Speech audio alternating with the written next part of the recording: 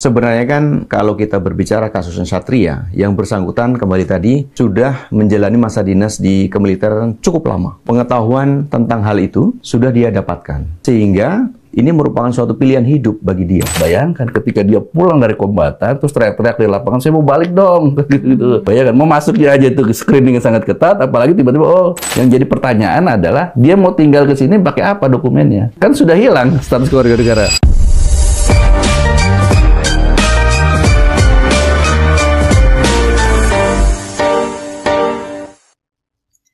Halo sobat semuanya, senang sekali kita dapat bertemu lagi dalam podcast WhatsApp, waktunya hukum menyapa. Kita akan bahas satu tema yang ini menyangkut isu yang masih hangat diperbincangkan oleh publik.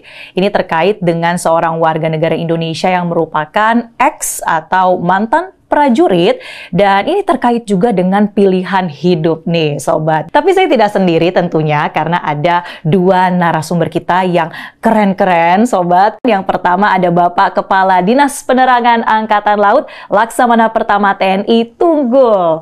Pak Tunggul, apa kabar? Alhamdulillah baik Mbak, terima kasih. Dan selain itu juga ada Bapak Dirjen Administrasi Hukum Umum, Pak Widodo. Selamat pagi, apa kabar Pak Widodo? Alhamdulillah baik Mbak Marcel. Tadi seperti pembukaan saya, Bapak-Bapak ini membahas terkait dengan sosok bernama Satria Artakumbara yang juga sedang ramai diperbincangkan. Nah, saya akan mulai dengan Pak Tunggul. Apa yang diketahui terkait dengan rekam jejak dari Satria Artakumbara? Terima kasih Mbak Marcel. Pak Dirjen? Ya. Jadi kalau kita berbicara tentang Satria Artakumbara ya, berkaitan dengan rekam jejaknya, tentu saja kalau kami dari Angkatan Laut berpatokan mulai dari rentang waktu dia masuk, mendaftar, dan berdinas di Angkatan Laut. Kemudian setelah sekian waktu ada peristiwa atau suatu kejadian yang mengakibatkan Satria ini diproses secara hukum militer. Kemudian sampai dengan batas waktu tertentu, yaitu pada tahun 2022 dia dinyatakan disersi atau meninggalkan tugas, kemudian diputus dijatuhi hukuman militer pada tahun 2023. Nah, semenjak titik inilah sampai dengan sekarang yang bersangkutan ini menjadi bukan lagi prajurit TNI Angkatan Laut, tapi sudah menjadi orang sipil. Demikian Mbak. Ya. Oke, karena memang tadi yang meninggalkan tugas, tapi artinya kan udah hampir 20 tahun nih Pak, menjadi anggota TNI sebelumnya. Harusnya sudah tahu dong bagaimana aturannya, bagaimana disiplin militer, sudah ada betul. Pendidikannya ya? Iya, betul Mbak Marcel. Jadi, di dalam pembinaan kami, TNI Angkatan Laut terutama, pemahaman tentang hukum disiplin militer, itu sudah diberikan pelatihan secara periodik. Periodik, berarti terus ditegaskan ya? Betul. Apalagi yang bersangkutan ini kan masa kerjanya sampai dengan dipecat itu kurang lebih 19 tahun. Artinya dia sudah memiliki pemahaman tentang itu. Tentang itu. Mulai dari dia, kita sebutnya yaitu mangkir, yaitu meninggalkan tugas sampai kurun waktu tertentu, kemudian waktu berjalan, sampai dia dinyatakan disersi. Disersi pada waktu damai, karena memang kita tidak sedang berperang. Begitu, Marcel. Jadi statusnya sebagai anggota TNI gugur. Dan kalau kita bicara soal motif, Pak Tunggul, ini kan motifnya yang ramai beredar di publik itu karena persoalan ekonomi. Ada kebutuhan secara personal.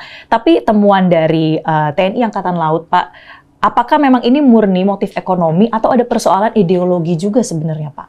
Iya. Dikarenakan yang bersangkutan ini kan diputus secara in absentia. Artinya dia tidak hadir waktu mulai dari proses dia meninggalkan tugas sampai dengan pengadilan dan diputuskan, kan yang bersangkutan tidak ada.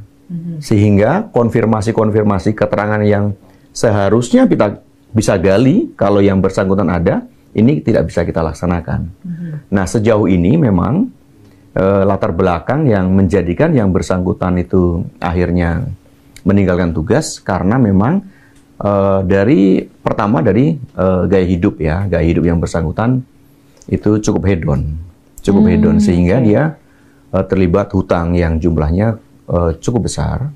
Kemudian yang bersangkutan tidak mampu untuk mengatasinya, mencobalah peruntungan dengan apa, yaitu ikut judi online. Judi Nah, online. ternyata Jadi itu terkonfirmasi benar ya, Pak? Betul. Jadi ini tidak menyelesaikan masalah, dan saya yakin semua orang juga pasti akan sepakat bahwasanya apabila kita mengalami suatu permasalahan dengan keuangan, kita masuk ke judi online bukan menjadi semakin baik, namun akan semakin buruk. Nah, yang bersangkutan dengan segala macam utangnya ini tidak mampu mempertanggungjawabkannya. Akhirnya dia meninggalkan tugas dari kedinasan kita di TNI Angkatan Laut. Begitu, Mbak.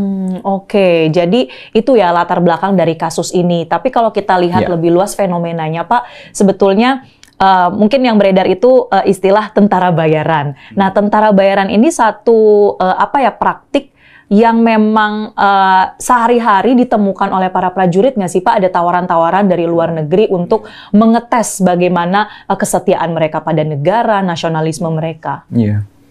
Sekarang ini kan tentara bayaran, atau kalau mungkin diistilahkan di dalam istilah asing ini kan bisa disebut dengan private military contractor atau soldier of fortune atau private military company. Banyak hal yang berkembang di dunia.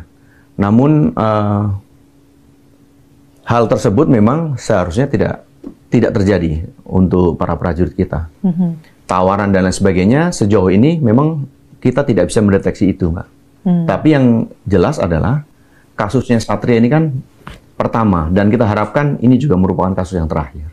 Karena kita berharap paling tidak di lingkup TNI Angkatan Laut sendiri atau lebih luas di masyarakat Indonesia bisa memetik dari pelajaran dari kasus Satria, bahwasanya setiap pilihan hidup tentu aja ada resiko.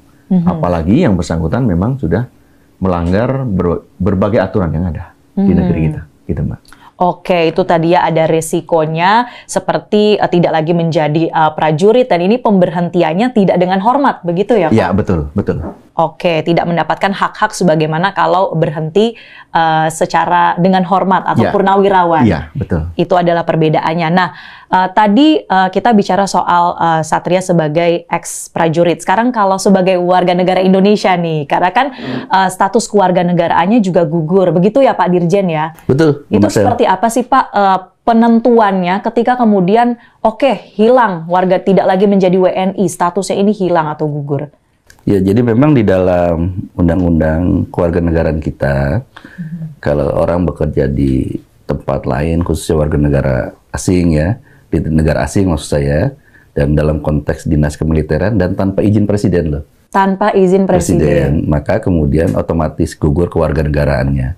Ini berbeda dengan teman-teman TNI ataupun kepolisian yang mendapat tugas sebagai peacekeeper ya, penjaga perdamaian di dunia, dan itu menjadi salah satu bentuk wujud politik bebas aktif kita. Bagaimana kita menjaga perdamaian, menjaga membantu aspek-aspek kemanusiaan ketika terjadi bencana internasional dan lain sebagainya.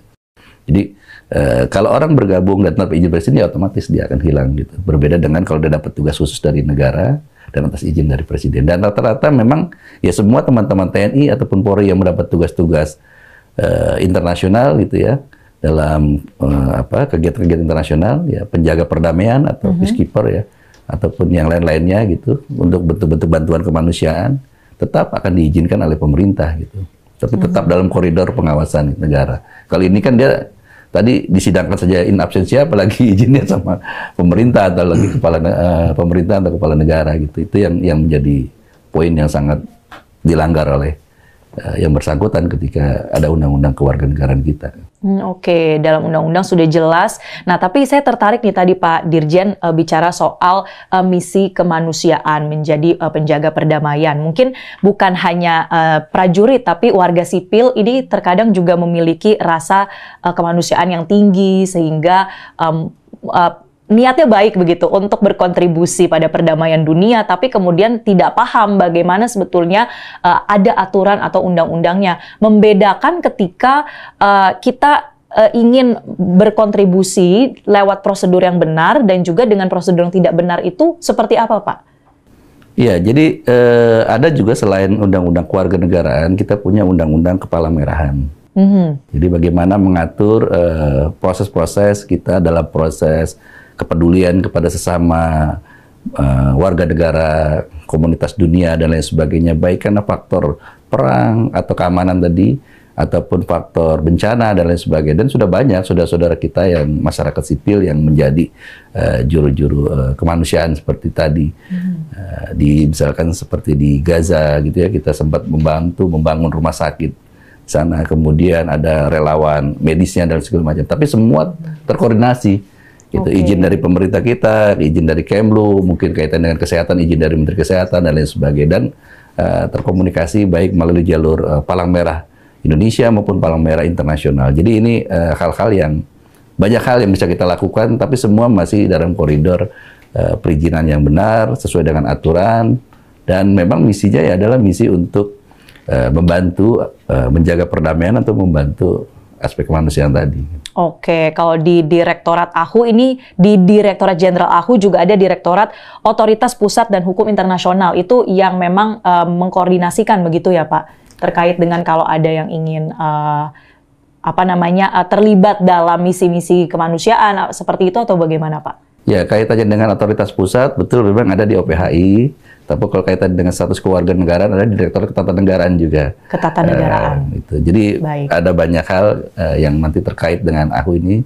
Nanti tentu kita tidak bisa berdiri sendiri karena kita kementerian lembaga terkoneksi dengan teman-teman lainnya gitu ya, dari Kementerian Luar Negeri dan kementerian teknis lainnya. Oke, nah membedakan antara motif kemanusiaan dan juga batasannya dengan disiplin militer, Pak Kadis Penal, ini bagaimana Pak? Kalau kemudian kasus seperti Satria ini dilihat dari sisi kemanusiaan?